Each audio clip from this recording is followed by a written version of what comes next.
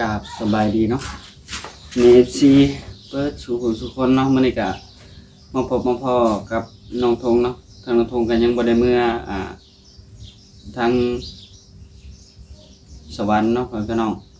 ก็มื้อนี้พอดีทางน้องธงก็สิเมื่อแล้วเนาะเมื่อวานนี้บ่ได้เมื่อย้อนเพิ่นเลือกตั้งไว้พี่น้องเอ้ยก็เลยบ่ได้เมื่อทางน้องธงก็สิเมื่อก่อนน้องสาเพิ่นเนาะเมื่อหาตัดพื้นตัดหยังก่อนเนาะพี่น้องเนาะวานนี้ก็พอดีน้องสาเพิ่นก็ไปเผาแม่เบิดมื้อเลยเนาะพี่น้องก็เพิ่นก็บ่ได้บ่กล้าถ่ายเนาะคนหลายพี่น้องเอ้ยทางน้องสาเพิ่นก็แบบอายเนาะอายบ่อยากถ่ายเอาคลิปทางน้องธงก็ให้ถ่ายอยู่แต่ว่าทางน้องธงก็อายคือกันพี่น้องก็คนหลายเกินไปก็ทางน้องธงก็บ่กล้าถ่ายเนาะก็เลยบ่ได้พากันถ่ายเลยเมื่อวานนี้นะก็ต้องขอโทษขออภัยนำ FCเบิร์ดสุขุสุคนเนาะที่ทางทุ่งบริถ่ายคลิปให้เมฟซีได้หับชมเนาะโดยมื้อนี้ก็พอดีทางทุ่งก็สิได้เมื่อแล้วก็สิได้เปิดคลิปมื้อนี้เนาะพี่น้องเนาะถ้าว่าน้องทุ่งเมื่อแล้วบ่ฮู้ว่าน้องสาวเพิ่นสิถ่ายหรือบ่เนาะพี่น้องเนาะก็ทางทุ่งก็สิเมื่อตัดพื้นก่อนตัดพื้นก่อนน้องสาวเพิ่นตัดพื้นแบบเมื่อตัดพื้นก่อนน้องสาเนาะพี่น้องเนาะโดยตอนนี้ก็ทางน้องธงก็สิได้เตรียมตัวแล้วเนาะทางน้องสาเพิ่นก็เฮ็ดของอยู่ของกินเอามื้อให้แม่พร้อมแล้วก็ไปส่งน้องธงหม่องคิวรถเนาะพี่น้องเนาะทางน้องธงก็สิได้มื้อแล้วมื้อนี้ก็ได้โดยส่วนหลายก็บัดนี้น้องสาเพิ่นก็คือสิไปเผาแต่แม่เนาะบัดนี้เนาะเพราะว่าทางน้องธงก็สิเมื่อแหละส่วนพ่อไปหาปลาค่ะส่วนทางพ่อน้องสามันก็ไปหาปลาเลยเนาะพี่น้องให้น้องก็ทางพ่อน้องสามันก็ให้น้องสาเพิ่นไปเผาแม่แทนเนาะตอนนี้ก็ทางน้องธงก็สิได้เตรียมตัวเมื่ออะไรจักหน่อยนี่ก็ได้เนาะทางน้องสาเพิ่นกำลังพามาอีกพี่น้องสบายดีน้องสาสบายดีเคยเมื่อในสิถ่ายอยู่บ่คลิปนะเมื่อวานนี่เป็นยังคือบ่ถ่ายนะเป็นยังคือบ่ถ่ายคลิปเมื่อวานคนเต็มหัวเมื่อวานบ่แต่นะมือนี่ข่อยไปมือเช้านี่เขาออกหมดแล้วยังเหลือแค่สองคน3คนนะบ่กะถ่ายแม่ให้ทางแม่พี่เพิ่นเบิ่งเห็นแน่เนาะเพราะว่าแม่ถ่ายไปตอนส่งเขาบ่ไปส่งให้ทุ่งไปส่งเขาโทรศัพท์เครื่องถ่ายคลิปก็เอาไว้น้ำน้องสาเนาะปัจจัยเมื่อเบิดเลยเดี๋ยวน้องสาเพิ่นสิบ่มีโทรศัพท์เบิ่งก็จักข่อยสิได้เมื่อใดยังบ่ฮู้เลยน้องสาก็บ่ฮู้ว่าสิได้เมื่อใดอีกเนาะต้องไปส่งน้องไปโรงเรียนมื้อถ้าแม่คนออกจากห้องนอนพุ่นเด้ยังเหลือหลายทางน้องธงก็หาเก็บเครื่องเก็บของเอาหอยเอาเข่าเมื่อเนาะพี่น้องเพราะว่าสีเข่าเลยเมื่อวานนี้ว่าสิเมื่อวานนี้ผัดบ่ได้เมื่อเนาะเพิ่นเลือกตั้งพี่น้องเพิ่นเลือกตั้งรถโดยสารมันก็บ่แล่นเพิ่นเลือกตั้งหมดทุกคนเลยอีขอไปดูดน้ำเลยทางพ่อเฒ่ากับเราไปดูดน้ำใส่หน้าเนาะเพราะว่ายามนี้ก็ไปเก็บหอยเลยเก็บหอยมาให้ข่อยเอาเมื่อแต่ตัวหอยที่เมื่อนั้นก็เอาเมื่อให้ทางแม่เจ้าก่อนก็ได้ขยันถ่ายคลิปให้แม่ FC รับชมแน่เด้อน้องสาวขนมข่อยเมื่อนะข่อยสิถ่ายคลิปสั้นอยู่ดอกอยู่พุ่นก็ได้ถ่ายคลิปสั้นเขาป่าก็ถ่ายคลิปสั้นในแม่ FC ได้รับชมเนาะเพราะว่าทางน้องธงก็สิได้เมื่อก่อนน้องสาวเพิ่นแล้วเนาะพี่น้องปลาเฮือนไว้ดนก็บ่ได้พี่น้องไอ้กกไม้กกหยังก็หลายยันน้องแหล่เพิ่นบ่ว่างเพิ่นบ่ได้มาโหดพักเนาะพี่น้องเนาะบ่ได้มาโหดกกไม้ปัญหาก็ซื้อมาปลูกบัดสิหนีปลาก็บ่ได้เนาะยันมันตายก่อนพี่น้องเอ้ยเฮาซื้อก็แพงแล้วบางที่กระถาผูกแค่แล้วเขาที ใครได้อยู่ได้ถ่ายคลิปคนเดียว ก็ต้องขอโทษขออภัยเด้อเนาะทางทงก็บ่ได้ถ่ายคลิปเมื่อวานนี้ก็ได้ เพราะว่าพากันไปเผาแม่น้องสาพอน้องส เมื่อวานนี้ไปเผาแม่น้องสาเพิ่นก็คนหลายกับทางน้องสาเพิ่นก็บ่กล้าถ่ายเนาะแบบยังอายๆอยู่ หมอผลลงมาเลยเลยเนาะ เนาะเพิ่นก็มาเยี่ยมเบิ่งแล้วว่าคนไข้เป็นจังได๋ คอยหาเลยยานหมอหาคอยได้ดีค่ะแต่มื้อนี้ใช่ไหมสงสัยเขาหาสิบุลงมาแล้วเพราะว่าเขาถอดสโลงไปดิให้นี่เขานะ ขนาดตอนนั้นก็หมอเพิ่นยังหายเลยตอนนั้น น่ะ หายเลยข่อยอยากถ่ายน้องข่อยตอนนั้นนะน้องทิ้งถ้วยนั่นเด้ตอนนั้นนะ ตอนที่ถึกใหม่นะ แม่นตอนถึกไม้แทงเอิกนะ เพิ่นน่ะไปเฮ็ดจังได๋ทุกใหม่เฮ็ด บ่ฮู้แล้วพากันแล่นลิ้นกันแล้วก็ แต่ดินไปกาไปสับประตามเอาใหม่ติ ไปตามไม้อันที่กายอยู่หั่น ไม่แหน่ไข่หมดแดงนะ แม่นเอายามันแล้วเนาะเรื่องเก่าๆเลยเรื่องมันเนิ่นนานไปแล้วเนาะ ต้มข้าวเอากำเดียวเอาหนึ่งเดียวใส่เกลือยิบเดียวเราใส่ กินข้าวได้แล้วทั้งนี้แม่นะ กินได้แล้วแต่เขาใหายกินบัวลายขนาดนั้นกินร้ายเลยเดี๋ยวมันทองมันสิปรุงเลยสิหายแท้มันอันนั้นเด้ เนาะ มันแหย่ออกมาเด้ขนาดนั้นกินข้าวร้ายเกินก็ต้องได้ไปผ่าตัดใหม่อีกมองมากินน้ำได้อยู่ค่ะกินได้เถื่อนละน้อยน้ำอะ ก็กินได้เทอละน้อยอะไรก็ดี ไอ้ท เนาะ งเสื้อขาวมึงเอากินน้ำได้ปะใส่ติ๊บน้อง ข้าวนะ ย่าน อือฮึ เผื่อเมื่ออะไรกันเผื่อหอดปุ่นกัน2 โมง 3 โมงกับพอดีเอาไว้กินตอนแรงเลยเขา เอาจกไว้นะให้เลยก็ได้เดี๋ยวสิเอาหอยเอาหยังเมื่อพร้อมเนาะเมื่อผากแม่พร้อมพี่น้องเอ้ยเอาเมื่อวานนี่ก็พากันนั่งไปเผาแม่มืดมื้อก็เลยบ่ได้ถ่ายคลิปเนาะก็ต้องขอโทษขออภัยเด้อทางเมชีที่เพิ่นรอชมเนาะพี่น้องเนาะรอหับชมรอเบิ่งหยังก็ต้องขอโทษขออภัยหลายๆเนาะพี่น้องทางทุกคนก็บ่กล้าถ่ายพี่น้องเอ้ยโดยเอาเดี๋ยวทางทุกคนก็สิมือเฮือนก็สิถ่ายคลิปสั้นให้แม่ FC เพิ่นได้รับชมเนาะเอาน้องสาหาก็ดึงเข่าบ่นี่นะหรือว่าจังได๋ 1 ไม้จะเอาไปห้องหมอเพื่อน หนึ่งใหม่อีกเมื่อเช้าในหนึ่งแล้วเลยอืม มือแรงค่ะอีพอบอกมาคอยหาก็ได้ขี่รถกลับไปกลับมาบัดมือกับมือ ผากลงคลิปไปเด้อน้องสา ต้องมาหับน้องเห็นเลยบางที่กับป้านอนอยู่เพื่อนแต่กับพี่สาวเดี๋ยวก็มา1 เขาแล้วก็ไปส่งเขาต้องเที่ยวกัน อย่างน้อยก็มือละ2 คลิปเนาะแต่ว่าเมื่อวานนี่บ่ได้จัดคลิปเลยเมื่อวานนี่ เพราะว่าเขาไปห้องหมอเด้ เขาเผาแม่เบิดมือเลยเมื่อวานนี่เนาะแต่ว่าหาโอกาสอยากถ่ายอยู่ แต่ว่าคนหลายเกินไปเนาะพ่อพี่น้องทางนุทงก็บ่กล้าถ่ายแล้วก็แบบอายแบบได้บ่ฮู้แหละทางนุทงก็ มันคือโหลด ฮะ ใบกระโดด บ่ฮู้แล้วแหละบัดมันหล่นมันก็หล่นนั่นแหละแล้ว เอาขวดเย็นก่อน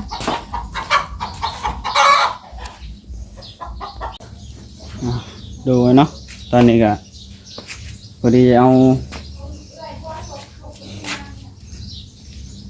หอยลงมาเนาะหอยที่จิ้มมือนั่นเนาะไว้พี่น้องเนาะ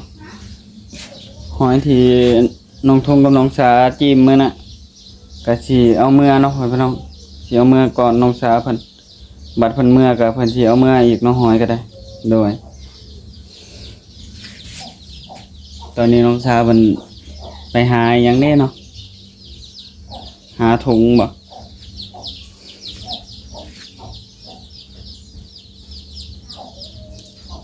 ได้บ่หลายเนาะเพราะว่าเผาเมื่อผลทางทงก็เลยได้หอยบ่หลายปานใด บอกมีไผไปหาอีก บ่มีไผไปหาหอยเนาะกะทางพ่อเฒ่ากำลังสิไปหาหอยตอนเมื่อกี้นี้เลยเนาะพี่น้องแต่น้องทงก็บ่ได้ไปนํสิได้เมื่อแล้วทางน้องทงก็ได้ ไปดึกน้ำใช่ไหมสีเห็ดเป็นพูดไปหายทงจึงบุรี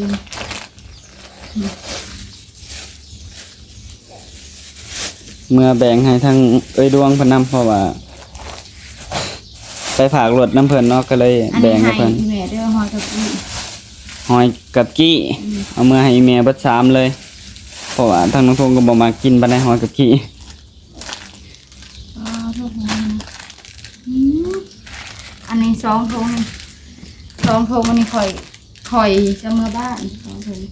โทรศัพท์ของน้องทงก็มีแต่ถ่ายคลิปสั้นได้เนาะถ้าว่าเป็นคลิปยาวน่ะถ่ายบ่ได้พ่อพี่น้อง อ้ายถุง ตัดบ่ได้เนาะ 2ถุงอันนี้ข่อยจะเมื่อบ้านลงน้องคุณ เมื่อบ้านใด ลงน้องคุณ ลงน้องคุณเอาไปให้ไผ เอาไปให้พ่อใหญ่ในบ้าน เออ พอดีไปห้องมอแล้วก็ไปห้องมอแล้วก็ไปแหวะสงเขาไปแหวะสงเขาแล้วก็ไปแลนด์ที่ไปบ้านดงน้องขุนป้ามื้อนี้ข่อยขึ้นรถเบิดมื้อเลย บ่ มื้อนี้ข่อยขึ้นรถเบิดมื้อเลยมื้อนี้ ช่วงนี้ก็แบบวุ่นๆแหน่จักหน่อยเนาะพ่อพี่น้องเนาะบางเทื่อก็แล่นไปหันแล่นไปนี่อาจจะบ่ได้ถ่ายคลิปก็มีเนาะพ่อพี่น้องบางเทื่อก็ได้เพราะว่ามัน นี่อันนี้เอาไปใส่ตู้เฮาเด้อตัวนี้ โอเค 3เพลง ก็หยัดใส่กันหั่นแหละเดี๋ยวค่อยสิเอาให้ ส่วนตัวนี้ของอีแม่ หนึ่งเขาแล้วนี่ก็สิได้ออกไปเลยทางน้อง ส่วน ทง ห กั อบ ย น้อง ส่วนห สา อย ก็ กับ ได้ กี้นะหอยอันนี้หอยอันนี้เจ้าเขากระแบงให้อีแม่ทุก1เด้อ โอเค เดี๋ยวพวกเฮานะข่อยเมื่อแล้วข่อยสิเจอมาตำลังเด้อกับปลา โดย เรื่องอาหารอีแม่เด้อปลาบัวใหญ่อาหารแม่เด้อ แยกให้อีแม่ต่างหากเลยบ่นะแยก เจ้า ก่อน เจ้าจึงบ่ลืมนี่อันนี้พวกอีแม่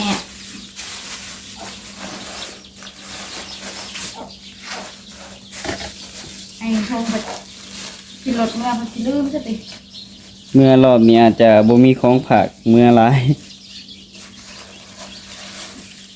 พวกกระทงมากระทันหันคิดว่าสิถามมือพร้อมกัน ข่อยพาเมื่อตัดพื้นก่อนเพราะว่ามาก็ นี่เด้อ บัดเมื่อเดียวสิบ่มีพื้น เด้อให้เอ้ยดวงจะให้อันนั้นเด้อลงนึง โอเค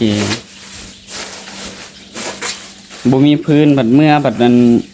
แฮงซ่าอีกเนาะเพราะว่า อันนี้บัดเงินก็สิบ่มีแหละ ไอ้ทงชิวงาปะเลยเด้อ เดี๋ยวก็สิได้พ้อกันอยู่เฮ็ดปันสิบ่ได้พ้อกันแน่เนาะน้องสาก็ได้ อ้าว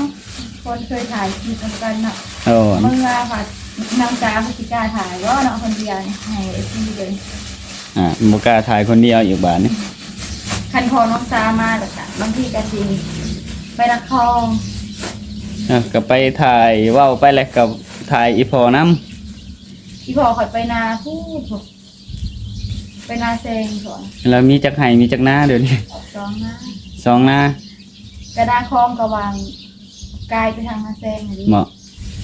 นี่แล้วนี่ไอ้ทง กว้างอยู่บ่นาหนึ่งมีจักไห้ โอ้ยหายไปใหญ่เลย ไห้บักใหญ่เลย อืมเดี๋ยวไปสิไข่ ตอนนี้ก็อันนี้แบ่งไว้เรียบร้อยแล้วเนาะเอาไว้ให้แม่แล้วก็ให้ทางเอ้ยดวงเพิ่นนำพี่น้องเอ้ยโดยตอนนี้ทางลูกค้าเพิ่นก็สิเข้าเนาะ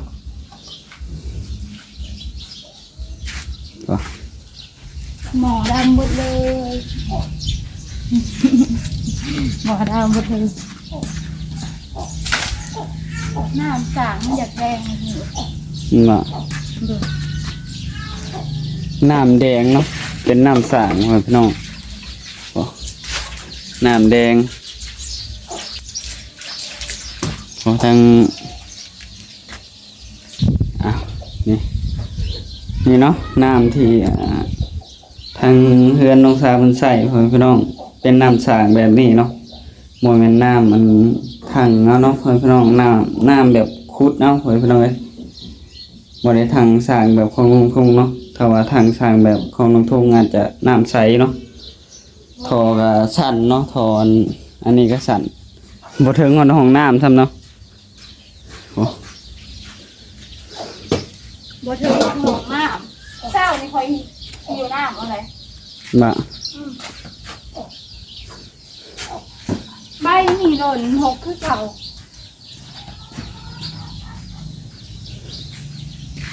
เอาป้าน้องสาเพิ่นคือขยันแต่ว่าบ่น้องสาหึคือขยันแท้ ข่อยยังบ่ได้สักเครื่องขอจังต้องใส่มือสักได้อยู่ไหม บ่ บ่คืออยู่เฮือนไอ้โทงเลยเอาตู้ไปเลย เดี๋ยวเอามือสักมาอยู่นี่เนาะ สักสิ่งให้อีแม่ข่อยแล้วเอาไอ้โทงคือค่อยๆเด้อว่าเอาสิ่งไปให้อีแม่ขยันขยันจะหน่อยเราสิบ่มันสิเปลี่ยนมือ โอเคโอเค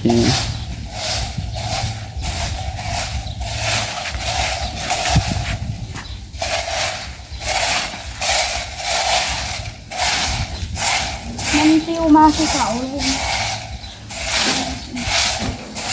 น่ะลนลงไหมล่ะ จากมันเอาตัดคออันนี้เฮ็ดเองเลย บ่ พอใหญ่พอเห็ดเองตัดไป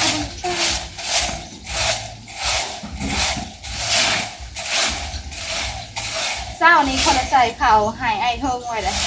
ว่าคิดว่าเมื่อตอนเช้า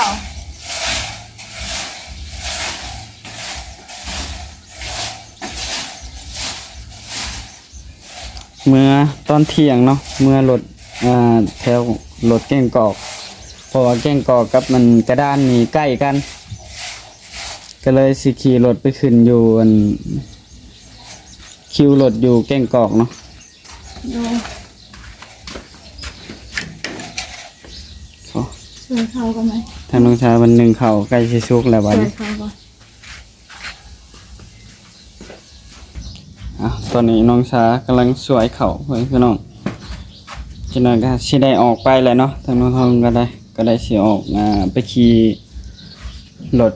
อยู่แก้งกอกแล้วสิได้เมื่อแล้ว อยู่นี่ก็ม่วนอยู่ดอกแต่ว่าเห็นแล้วไดทางทงก็จากเมื่อก่อนเน้องเมื่อหาเฮ็ดเวียกก่อนน้องสาเพราะว่าเดี๋ยวสิอยู่นี่ดนผัดบ่ได้เฮ็ดหยังเนาะ นอนดีนอน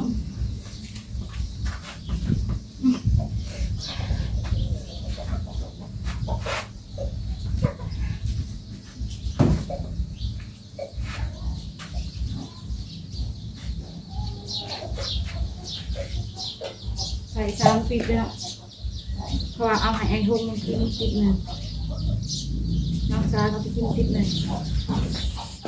น้องชาไปถ่ายแม่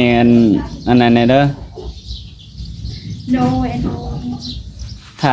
ถ่ายแม่ค่อยเบิ่งแน่เด้อ โดย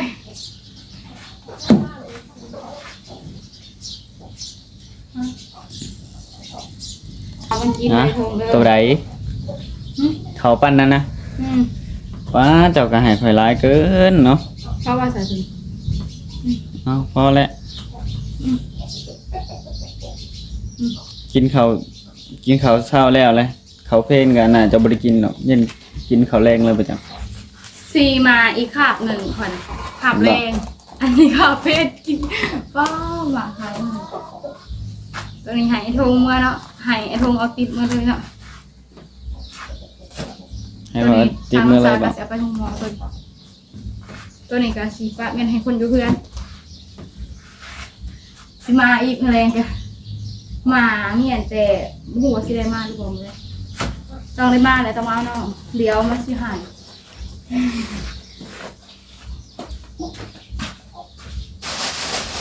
ตอนนี้ไผสะเพาอีแม่อยู่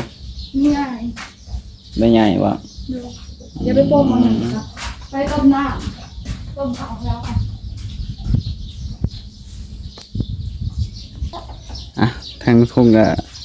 สิได้จบคลิปแล้วเนาะเดี๋ยวมาพบมาพอกันในคลิปหน้าเนาะทางทุ่งว่าผิดพลาดประการใดก็ต้องขอโทษขออภัยนะแม่ FC เบิดสุขคนเนาะทางทุ่งก็ต้องขอขอบคุณเนาะทางแม่ FC เบิดสุขคนเนาะที่ให้ความแนะนำแล้วก็บางทีทางทุ่งก็ ทำตามอยู่บางทีกันเนาะพ่อพี่น้องที่มี FC เพิ่นบอกเรื่องปลูกผักปลูกหญ้าทางทุ่งก็ทำตามหมดทุกอย่างแต่ว่ามันก็บ่ขึ้นเนาะพ่อพี่น้องเนาะโดยแต่เมื่อวานนี้ก็ไปเผาแม่ก็บ่ได้ถ่ายคลิปอีกคนหลายอีกเนาะก็อายคนแน่ก็บ่กล้าถ่ายน้องสาเพิ่นก็ได้เพิ่น เพิ่นก็ยังอันนั้นเนาะพ่อพี่น้องทางทุ่งก็อันนั้นบ่กล้าปานใดเนาะพ่อพี่น้องคนหลายเนี่ยเมื่อวานนี้หมอเพิ่นก็เที่ยวมาเยี่ยมมาเจาะเบิ่งแม่อยู่เนาะย่ามเพิ่นบ่ให้ถ่ายเนี่ยทางหมอเพิ่นก็ได้เนาะโดยทางทุ่งก็สิได้จบคลิปไว้เพียงเท่านี้เนาะพ่อพี่น้องเนาะโดยทางทุ่งสิขอลาไปก่อนเนาะพ่อพี่น้องโดยขอกล่าวคำว่าสบายดี